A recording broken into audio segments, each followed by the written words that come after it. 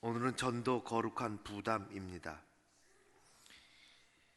하루아침에 무너져 호련히 폐허가 된 도시, 엿가락처럼 휘어져 버린 철로, 손을 댈 수 없을 정도로 가스 폭발이 이어지고 온 도시를 삼킬 듯하게 험악한 불길이 불붙고 이곳저곳에 화재가 일어났으며 어떤 지진에도 끄떡없다고 자랑하던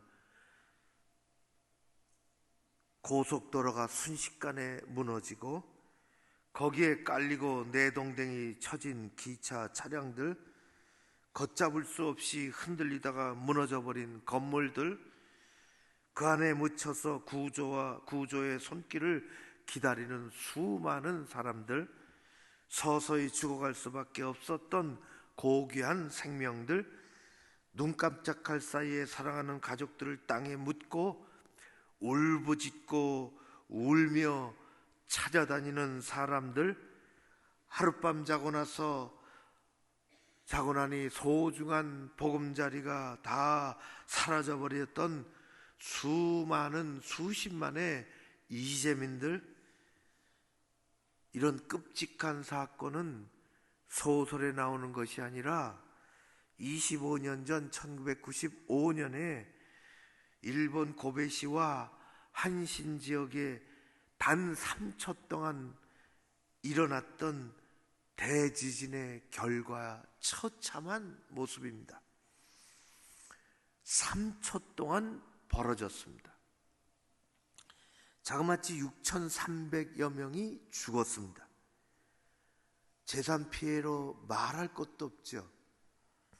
1,400억 이상의 피해가, 고속도로가, 신칸센 철도가, 높은 빌딩들이, 낮은 건물들이, 도로가 엿가락처럼 휘고 수많은 사람들이 그 속에 파묻히고 순식간에 3초 일어난 지진으로 온 세상은 다 뒤집혔습니다. 지진은 인간이 어찌할 수 없는 아주 무서운 재앙입니다. 이 세상에 안전지대가 없습니다. 어디 안전한 대피소가 있다면 사람들을 그리로 데려와야 되지 않겠습니까? 어디에 안전지대가 준비되어 있다면 이를 미처 알지 못하는 사람이 반대 방향으로 뛰어간다면, 거기가 아니라고 그쪽 방향으로 뛰면 죽는다고, 그쪽 방향으로 뛸수록 죽는다고, 강권해서라도 데려와야 되지 않겠습니까?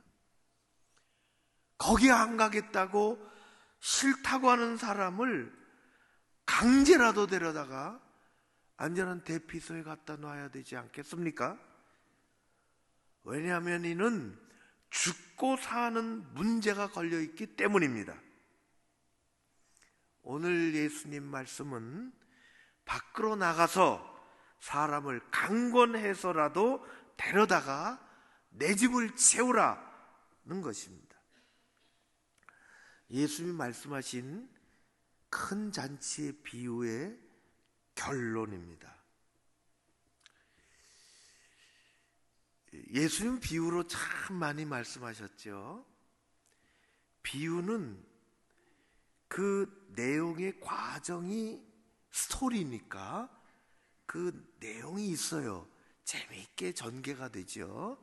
또 그 일상의 삶에 그 이야기들이 다 있는 이야기들이에요. 근데 결론이 제일 중요합니다. 이 비유가 어떻게 진행되건 결론이 예수님이 하시고 싶은 말씀이에요. 그 결론을 얘기하고 싶으셔서 스토리를 말씀하시는 것이죠. 그런데 그 중간은 이해가 안 되는 게 꽤나 있어요. 인자가 도둑같이 온다. 그러면 예수님이 도둑놈이신가? 도둑분이신가? 그걸 말씀한 것이 아니죠. 비유는 놀라운 진리가 속에 숨겨져 있고 마지막에 캐는 거예요. 마지막 하나를 캐내는 겁니다. 아주 중요해요. 그런 의미에서. 잔치 비유인데요. 그럼 마지막까지 예수님, 잔치는 성경에 굉장히 많이 나오죠. 잔치는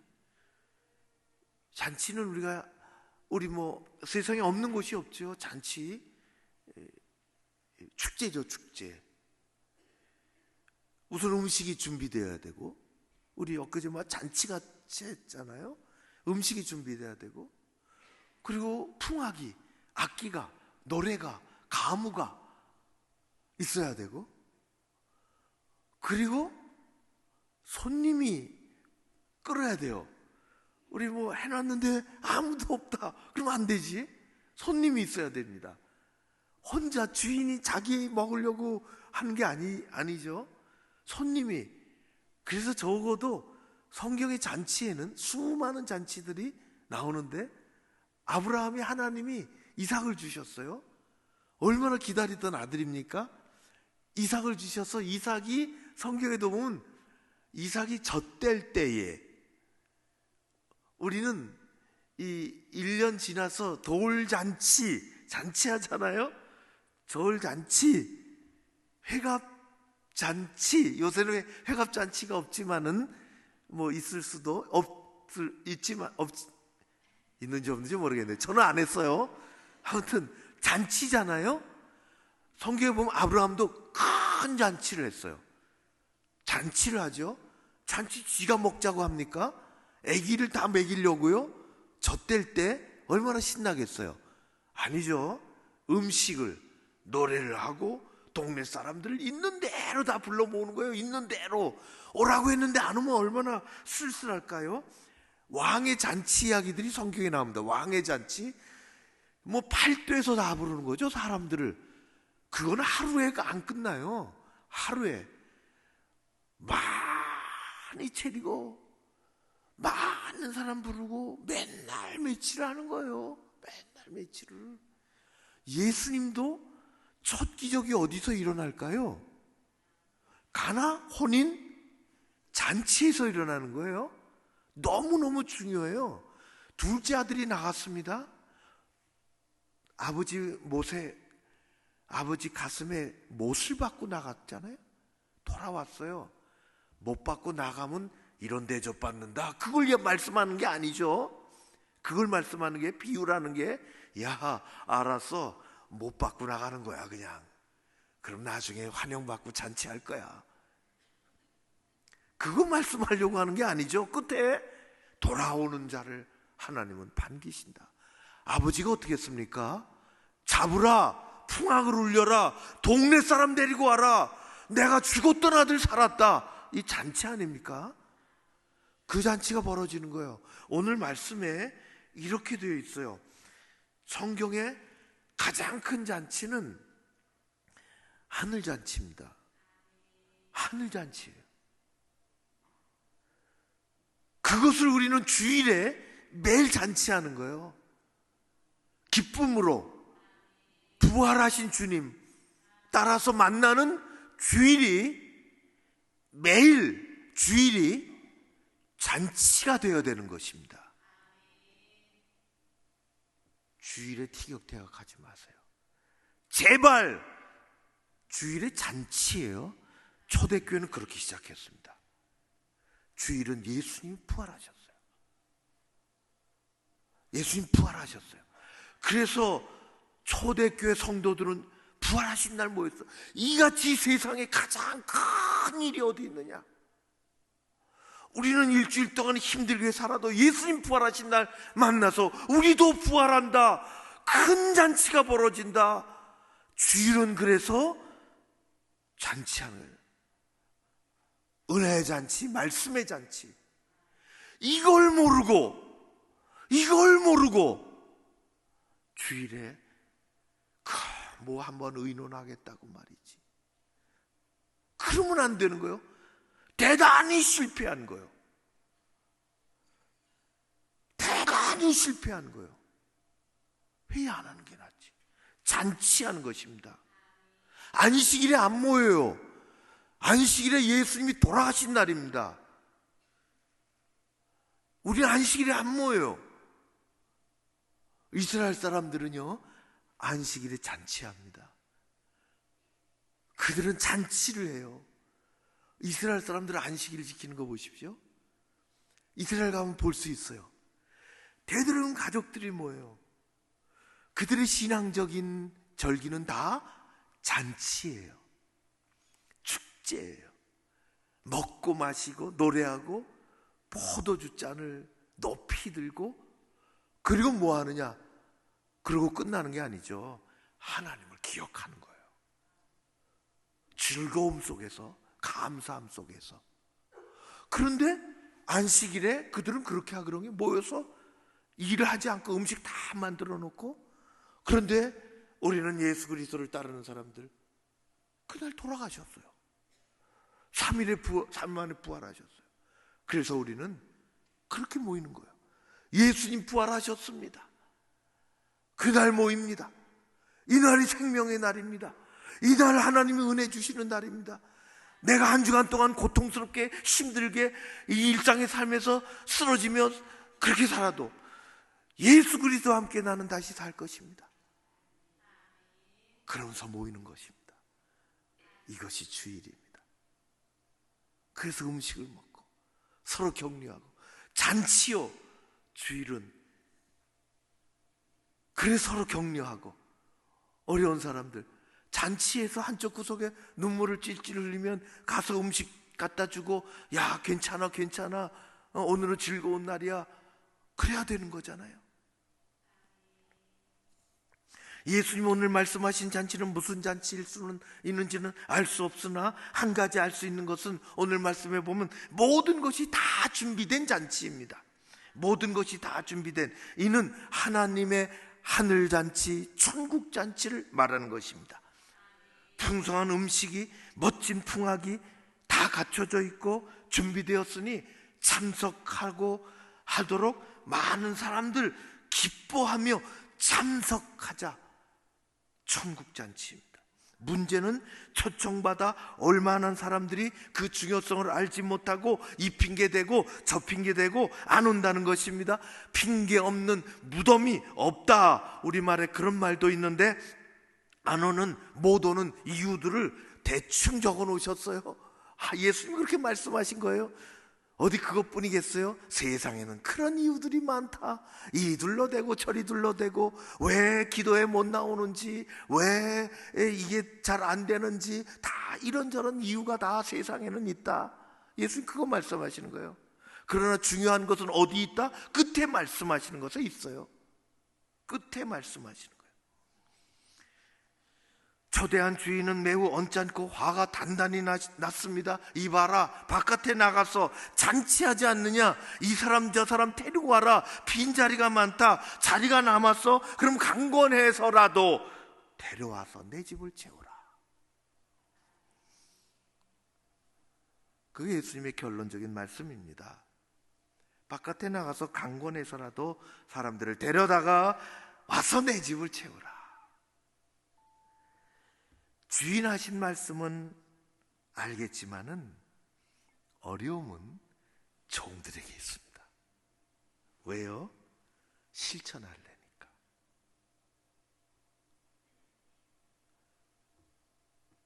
이게 힘든 거예요.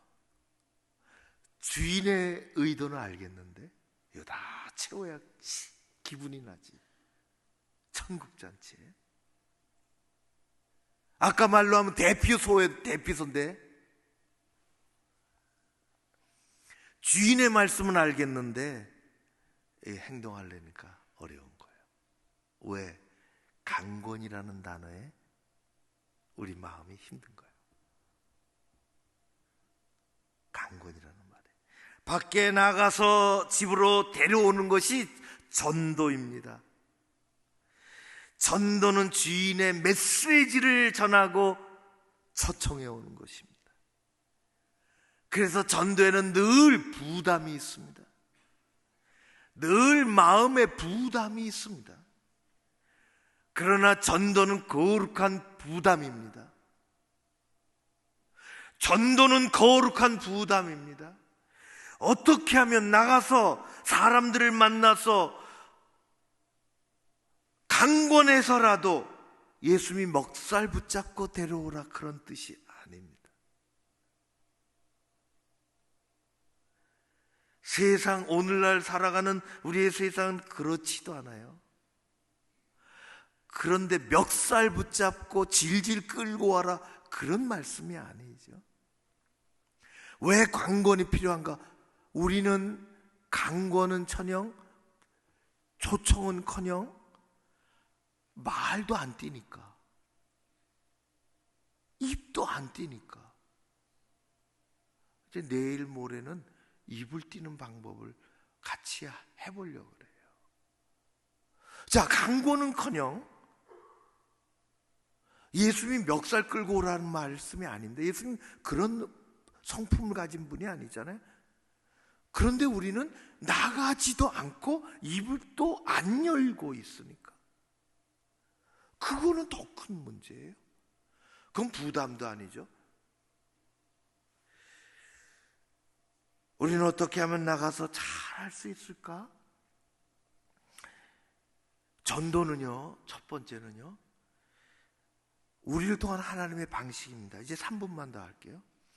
하나님은 다른 대안을 갖고 계시지 않아요. 주인이 나가서 사람들 데려오는 거 외에는, 누가 하든지 데려오는 거 외에는 방법이 없어요. 그러지 않아요? 잔치인데 우리 위급한 상황 때 대피로 훈련도 하지만은 어디 훈련을 하나요? 데리고 오는 거 외에는, 초청하는 거 외에는, 전도 외에는 방법이 없어요. 다른 방법이 없어요. 죽어서 천국을 간 거지 나사로가 있습니다. 한 동네에 살던 구원받지 못한 동네 부자도 죽었는데 저 밑에 지옥을 갔어요. 성경에 나오는 말씀입니다. 예수님이 그렇게 말씀하셨어요. 천국의 아브라함에게 저 지옥에 떨어진 동네 부자가 천국을 쳐다보고 아브라함에게 두 가지를 부탁합니다. 첫 번째는 저 우리 집 와서 빌어먹던 나사로 좀 나한테 보내주세요. 제가 뜨거워서 못 살겠습니다. 손가락에 물 한 방울 시원한 거 묻혀서 내 혀에라도 좀 찍어주십시오. 물 한 방울 묻혀서 내 혀에 한 방울 찍어주십시오. 아브라함이 뭘 했을까요? 참 딱하구나, 그렇게 하지 않았어요. 그거는 내가 살았을 때는 가능한 일이지만 지금은 천국에서 나사로 갈 수 없다. 천국에서 너 있는 곳에 갈 수가 없다. 그렇습니까? 두 번째 청이 있도록, 그러면 살아있는 내 가족들, 내 종들 저기 큰 집에서 살고 있는데 그곳에 보내주세요. 여기 오지 못하도록 보내주세요. 아브라함이 얘기합니다. 그것도 안 된다. 이미 많은 사람들이 그렇게 살면 안 된다고, 대피소가 있다고, 내가 보낸 사람이 많은데, 하나님 보내준 선지자들이 많은데, 그들은 딴 사람, 죽은 사람 살아나서 말한다고 듣겠느냐? 옆에서 그렇게 얘기해도 너 안 듣고 여기 지옥에 와 있지 않았느냐? 그건 못 가는 거다. 여러분, 전도 외에는 방법이 없습니다. 그것이 우리가 해야 할 일입니다. 그래서 우리는 강권을 하건, 우리 이제 전도지 만들어서 되도록이면 많이 전하려고 그래요. 그건 아주 쉽게, 아주 재미있게, 어렵게 말고. 누가 이거 끌고 올 수가 있어요? 내 속으로 난 자식도 권하기가 힘들어요. 다 바깥에 가 있으면 벌써. 그냥 언제 돌아오겠지 둘째 아들처럼 뭐 그 정도 생각하고 가는 거예요. 되도록이면 많이 우리가 편안하게 그렇게 전하려고 그래요. 그게 하나님 마음을, 주인의 마음을 담는 것입니다. 자, 따라하겠습니다. 주님의 간절한 마음을 가집시다. 그것만 있으면 돼요. 강권해서라도 데려다가 채우라. 그러나 그 마음을 우리가 담고 있으면 전도지, 기도에 그냥 기도, 늘 점심시간 때 기도할 때 또 기도, 저녁 시간에 기도할 때 또 기도, 자기 기도 시간이 있잖아요. 아니면 요번 2달 반은 내가 하루에 3번은 이 기도하리라. 그러면 하루에 3번, 일주일에 21번 기도 많이 하고, 전도지 그냥 교회에서 다 제작했으니까 그냥 갔다가 10장 뿌리고 하루에 20장 전하고 또 전하고 또 전하고 그냥 주고 건너가고. 그것은 주님의 마음을 가지고 있으면 할 수 있어요. 내가 바깥에 나가본 적도 없고 우리가 강권해 본 적도 없는데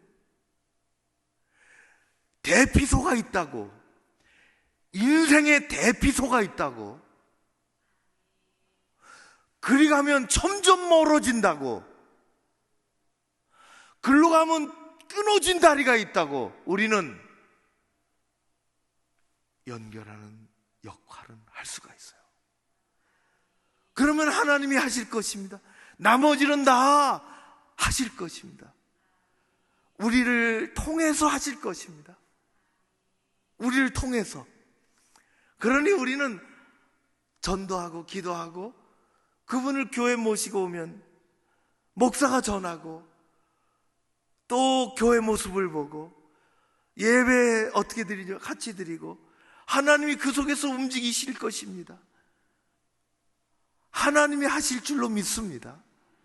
우리 안에서는 성령께서 역사하시고 그 안에서는 복음이, 말씀이 역사하고 하나님이 하실 것입니다. 그러고 안 나오시는 분들이 꽤나 많아요. 괜찮아요. 어느 교회에서 또 그렇게 할 것이고 우리 교회 또 올지 모르고 어느 순간에 엄청난 일을 만나서 불현듯 교회 간 생각이 날지도 모르겠고, 죽음 앞에서 벌벌 떨다가 그 집사님 만나보고 싶다고 한번 얘기할 수도 있겠고, 그건 하나님의 영역이시니 잔치의 음식을 만들고 가물을 초청하고 지환을 하시는 건 하나님의 영역이시니 우리는 잔치가 있다고, 대피소가 있다고 그냥 알려만 놓으면 되는 것입니다. 그건 그리 어렵지 않아요. 마음이 안 따라가서 그렇지 우리는 주님의 간절한 마음을 담고 나가는 것입니다. 그렇게만 하면 돼요. 그렇게만 하면. 그것을 순종이라 그래요. 내 모든 일생을 갖다 바쳐라. 너 지금까지 했던 모든 것을 다 끊고서 어디를 선교지를 가야 한다. 재산반 챙겨가지고 그런 것이 아닙니다. 하던 일을 해야 하며 하던 삶을 살며 지금까지 안 했던 것이 있으니 조금 띄어서 그저 평상시 삶 속에서 기도 한 번 더 하고 전도지 챙겨서 핸드백에 넣고 다니다가 그냥 주고 뭐 말 붙일 것도 없다. 모르는 사람 없어도 그냥 놓고 다니라. 어디다 아파트 어디다 하나씩 넣고. 주님의 마음을 갖고 가면 사랑은 길을 가르쳐 줍니다. 사랑하면 길을 가르쳐 줍니다. 놀랍죠? 베드로가 배워서 하는 게 아니에요. 사도행전도 할 텐데요, 베드로가 뭘 차근차근 배워서 하지 않습니다. 배웠기 때문에 하는 게 없어요. 사랑하면, 정말 사랑하면 길이 보여요. 기도하겠습니다. 고마우신 아버지 하나님,